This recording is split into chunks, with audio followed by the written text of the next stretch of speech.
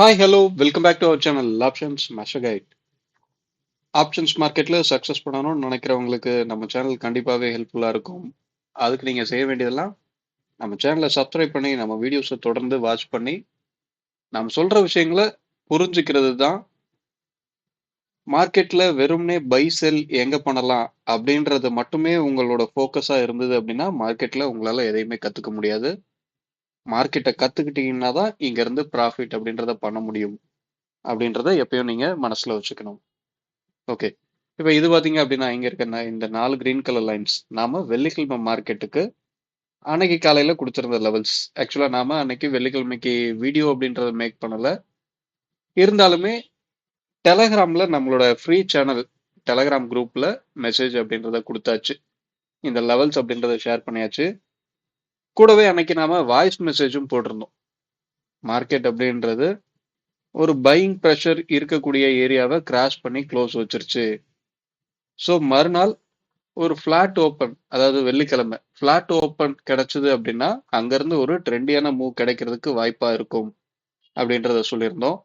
ஆனா மார்க்கெட் பாத்தீங்க அப்படின்னா நமக்கு ப்ரீவியஸ் டே க்ளோஸ்ல இருந்து கிட்டத்தட்ட ஒரு 90 பாயிண்ட், கிட்டத்தட்ட 100 பாயிண்ட் பக்கத்துல கேப் அப் பாசிட்டிவ்ல ஓப்பன் பண்ணிட்டாங்க. ப்ரீவியஸ் டேவோட ஹைக்கு மேல ஓப்பன் பண்ணிட்டாங்க. ஓப்பனிங் பாத்தீங்க அப்படின்னா ஓப்பனிங் 25,971 இருந்தது. நாம கொடுத்திருந்த லெவல்ஸ் நம்மளோட R1 அப்படின்றது 25,993 இருந்திருக்கு. எக்ஸாக்டா மார்க்கெட் அங்கிருந்து தான் ஒரு ரெஸ்பாண்ட் மேல போயிருக்காங்க. சஸ்டெயின் பண்ண முடியல, தொடர்ந்து கீழே வந்தாச்சு. கீழே வந்து நல்ல ஒரு சைடுவேஸ். கடைசி அவங்க வந்து ரீச் பண்ணியிருக்க இடமும் கிட்டத்தட்ட நாம கொடுத்திருந்த R2 ஒரு 3 பாயிண்ட் தான் மிஸ் ஆயிருக்கு. ஓகே, நாம ஒரு பிளாட் ஓப்பனா இருந்தா மார்க்கெட் ட்ரெண்டியா போக வாய்ப்பு, இல்ல கேப்ல ஓபன் பண்ணும்போது சைட்வேஸ் போகக்கூடிய வாய்ப்பு அப்படின்றதையும் அந்த வாய்ஸ் மெசேஜ்ல தெளிவாவே நம்ம சொல்லியிருந்தோம். நீங்க இன்னும் நம்மளோட ஃப்ரீ டெலிகிராம் சேனல்ல ஜாயின் பண்ணல அப்படின்னா அந்த குரூப்போட லிங்க் அப்படின்றது நம்ம இந்த வீடியோவோட டிஸ்கிரிப்ஷன்ல இருக்கு. அந்த லிங்கை கிளிக் பண்ணி டைரக்டாவே நம்ம குரூப்ல ஜாயின் பண்ணிக்கலாம். சரிங்களா?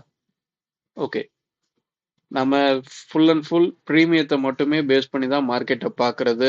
ஏன்னா ப்ரீமியம் என்ன சொல்ல போகுதோ அதை தான் மார்க்கெட் கேட்கும். இந்த ஸ்பாட்டோட வேல்யூ அப்படின்றது பார்த்தீங்கன்னா 50 கம்பெனியோட ஆவரேஜ் ப்ரைஸ். இந்த 50 கம்பெனியோட ஆவரேஜ் ப்ரைஸை வச்சுக்கிட்டு எப்படி ஒரு ஒரு எக்ஸ்பைரிலையும் எக்ஸாக்டா ஓடிஎம் ஸ்ட்ரைக் எல்லாம் ஜீரோ ஆகுறாங்க. அதுவும் அந்த ஜீரோ அப்படின்றது பார்த்தீங்க அப்படின்னா இங்க ஸ்பாட்டோட இது 5 மினிட்ஸ் கேண்டில் நாம போட்டிருக்கோம். இந்த 5 மினிட்ஸ் கேண்டிலோட க்ளோசிங் அப்படின்றது 26,037 இங்க இருக்கு. ஆனா உங்களுக்கு டே சார்ட்டா மாத்தும் போது அந்த டேவோட க்ளோசிங் அப்படின்றது பாத்தீங்கன்னா 46ல இருக்கு. இந்த வித்தியாசம் தெரியுதுங்களா? இங்க ஒரு 10 பாயிண்ட் இருக்கு, 10 பாயிண்ட் டிஃபரெண்ட்ல இருக்கு. இது ஒவ்வொரு நாளுமே கிட்டத்தட்ட அப்படிதான் வரும். இந்த டே சார்ட் போட்டதுக்கு அப்புறம் கிடைக்கிற அந்த பிரைஸ் நீங்க டைரக்டா என்எஸ்சில போனீங்கன்னா அங்க தெரிய போகுது.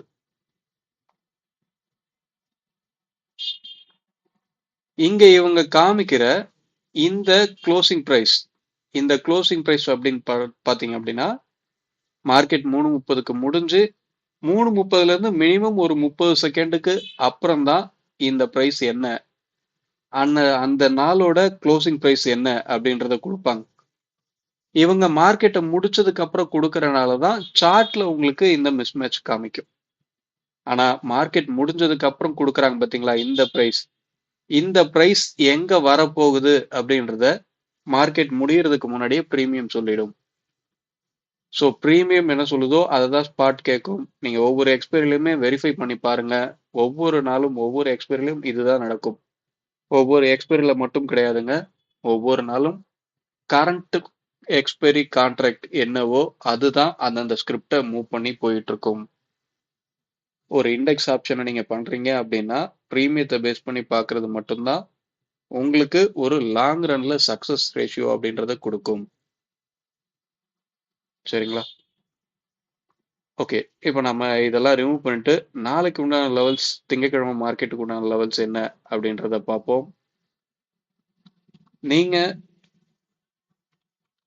நம்ம சேனல்ல இன்னைக்கு தான் பாக்குறீங்க அப்படின்னா நம்ம சேனலை சப்ஸ்கிரைப் பண்ணிக்கோங்க. பக்கத்துல இருக்க பெல் ஐக்கானையும் கிளிக் பண்ணிக்கோங்க. ஓகே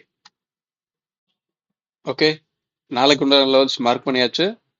என்ன அப்படின்னா 26,206, 26,133, 25,976, 25,893. இதுதான் நம்ம நாளைக்கு உண்டான லெவல்ஸ் எடுத்திருக்கோம். நாளைக்கு நாம ரெகுலரா போடுற கால்குலேஷனுக்கு ப்ரீமியம் அப்படின்றது மேட்சிங் ஆகல. ஸோ நாம டைரக்டா ஏடிஎம் ஸ்ட்ரைக் என்னவோ அந்த ஸ்ட்ரைக்கை பேஸ் பண்ணி இந்த லெவல்ஸ் எடுத்திருக்கோம். ஏடிஎம் ஸ்ட்ரைக் அப்படின்றது எப்பவுமே எந்த ஸ்ட்ரைக்ல, அதாவது சேம் ஸ்ட்ரைக்ல காலுக்கும் புட்டுக்கும் டிஃப்ரெண்ட் அப்படின்றது கம்மியா இருக்கோ அதுதான் உங்களுக்கு எப்பவுமே ஏடிஎம் ஸ்ட்ரைக். அந்த ஏடிஎம் ஸ்ட்ரைக் ஒவ்வொரு எக்ஸ்பைரி முடியும் போதும் ஏடிஎம் ஸ்ட்ரைக் என்னவா இருக்கோ அந்த ஸ்ட்ரைக்ல ப்ரீமியம் அப்படின்றது நிஃப்டியை பொறுத்தவரையும் ஸ்ட்ரைக் டிஃபரெண்ட் உங்களுக்கு 50 பாயிண்ட். ஸோ அந்த ஏடிஎம் ஸ்ட்ரைக்ல ஒருத்தர் 0 ஆயிடுவாங்க, ஒருத்தர் 25 பாயிண்ட்டுக்கும் கம்மியா இருப்பாங்க. ஏடிஎம் ஸ்ட்ரைக் டிஃபரெண்ட் என்னவோ அதுல பாதியை விட கம்மியா இருப்பாங்க. அவங்க தான் ஏடிஎம் ஸ்ட்ரைக்கா இருக்க முடியும். அதே லாஜிக்கை தான் நாம ஒவ்வொரு நாளுமே ஃபாலோ பண்ண போறோம். ஒவ்வொரு நாளும் எந்த ஸ்ட்ரைக்ல பிரைஸ் டிஃபரெண்ட் கம்மியா இருக்கோ அதுதான் ஏடிஎம் ஸ்ட்ரைக். அதன்படி இப்ப நமக்கு நீங்க ஸ்பாட் இப்போ க்ளோஸ் ஆயிருக்க இடத்த பாத்தீங்க அப்படின்னாலும் அதுதான் இப்போதைக்கு இருக்கு. ஏன்னா டைம் வேல்யூ அப்படின்றது ஆல்மோஸ்ட் 0 ஆயிடுச்சு. இன்னும் எக்ஸ்பைரிக்கு ஒரு நாள் தான் இருக்க போகுது. திங்கட்கிழமை தாண்டி செவ்வாய்க்கிழமை எக்ஸ்பைரி. ஸோ டைம் வேல்யூ அப்படின்றது மொத்தமாவே குறைஞ்சு கிட்டத்தட்ட 0க்கு பக்கத்துல வந்துருச்சு. ஏடிஎம்ல பெரிய பிரைஸ் இல்லை ஏடிஎம் ஸ்ட்ரைக்ல. ஓகேங்களா, நாம அந்த ஸ்ட்ரைக்கை பேஸ் பண்ணி தான் எடுத்திருக்கோம். 26,050 அந்த காலும் புட்டும் அவங்களோட க்ளோசிங் பிரைஸை ஆட் பண்ணி மைனஸ் பண்ணி தான் இந்த லெவல்ஸ் அப்படின்றத எடுத்திருக்கு. சரிங்களா, இப்போதைக்கு ப்ரீமியம் அப்படின்றது பாத்தீங்க அப்படின்னா மார்க்கெட் 26,050, அதாவது ப்ரீவியஸ் டே ஹைக்கும் க்ளோஸ் ப்ரைஸ்க்கும் ரொம்பவே பக்கத்துல தான் இருக்கு.